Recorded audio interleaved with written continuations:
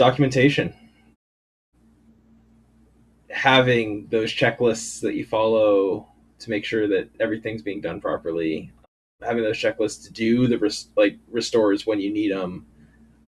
Having everything written down so that when you need it, you don't have to go scrambling to find an answer. Especially because every database is a little different, and Google won't always give you the correct answer for your environment. Yeah, I think I keep saying I think there's two sides to the coin. There is documentation that you write yourself, and there's source control for the stuff that you use. If your server goes down and you are saving your documentation like, oh, this is how I'm going to restore this backup on the server that just went down and you need to restore from somewhere else, can you do it yourself? Did you put your documentation in the right place? Where's your source control for all this stuff at? Be smart about the layout of everything. Don't keep paper notes of everything, because our jobs are oftentimes remote. You get a call when you're on a work trip. Well, even if you are in office DBA, when someone calls you at 12 a.m. and they say fix it now, you're gonna be remoting it. And you got to have those. It can't be written in a notebook on your desk. Which I don't think anyone really uses paper notes anymore. Well, I'm sure there are people, but I still have sticky notes on my monitors. Yeah, I mean, that's fair. But for important documentation, put it somewhere that's accessible wherever you're going to be working from. Don't save it to your desktop on your computer, because save it to somewhere on the network. Save it somewhere that's in the cloud. Securely, of course. Because that's the other thing is you don't want your documentation is a good way to learn a lot about someone. Well, it's always nice to keep a library of your DBA documentation, your regular maintenance tasks. I mean, companies change and evolve, and someone new comes along, or you move to a new position, and you're like, hey, these are all the tasks that I've been doing for the past 3 years, and here's how to do all of them. That's more than you got on your way into the job. That's a huge positive for the next person coming in. And if your boss asks you like, hey, what are you doing exactly? Like, how are you doing all of this stuff? No, there's the balance of like, don't replace yourself. But it's a great way to show like, hey, I know what I'm doing. Yeah. The flip side too is writing stuff down, documenting will help you remember it when it's time to do stuff. So it's not just in case you forget. It's not in case like you're not there. That's not who you're writing documentation for. Writing down the documentation will help you learn it in a way that you can remember it when you need to. Or even you'll remember, oh, I think I know how, like 80% how to do this restore, but I know I documented it.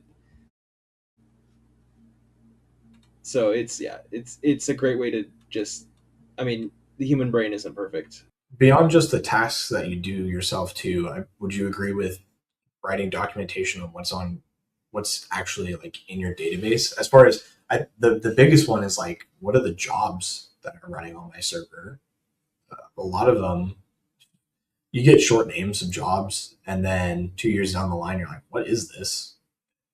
Documenting that kind of stuff is a great way to know what it's actually doing and how important it is. That's another part of documentation, is making sure all those jobs have proper names, that when someone comes and looks at the database, they're like, okay, what does this job say? Or like what does this one do? And it's like, well, you should just have it named in the job name what it does, and have a description field in that job name, in that job too, that you can use. And the step has a description field, and using like properly documenting everything that is actually an object in the database is important, especially when you start to get lots and lots and lots of jobs.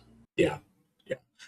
We kind of talked about it. You write the documentation, and it's a great way if you move on to give to someone else as far as the background.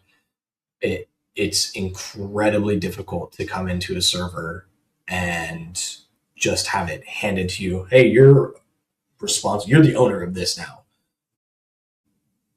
and you don't know anything about it. You got to hand dig through everything. You got to look at all the maintenance plans if they are there. You got to see what is going on, like all the baselines. These are all the baselines we've been explaining. It's so much easier to get started if you have documentation to go off of. And I will say too, almost all of the topics we covered today, if you go and make sure they're being done, it also allows you to have a vacation, which most DBAs don't usually ever, like they're not really allowed to, because they're the only one that knows how the database works. So like, even if you go on vacation as a DBA, you're still on call. Where if you have everything documented for like, if this happens, restart this. If this happens, like stop and restart this job, or like if you have all the like little things that come up on a daily basis documented, then you can actually take a mind resting vacation when you need to. And we actually offer at Sedman Solutions, we offer the DBA on vacation package, which if everything's nice and documented, we can come in and just keep an eye on things while you're out of the office. That is, yes, that is true.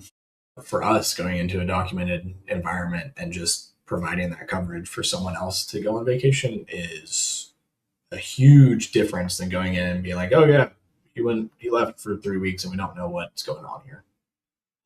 Yeah, I think that's one of the like things with DBAs is that you hear a lot is, yeah, you can go on vacation, but can I get your cell phone number?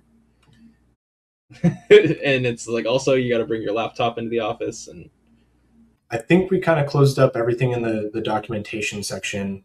This one doesn't really tie into database health monitor as much.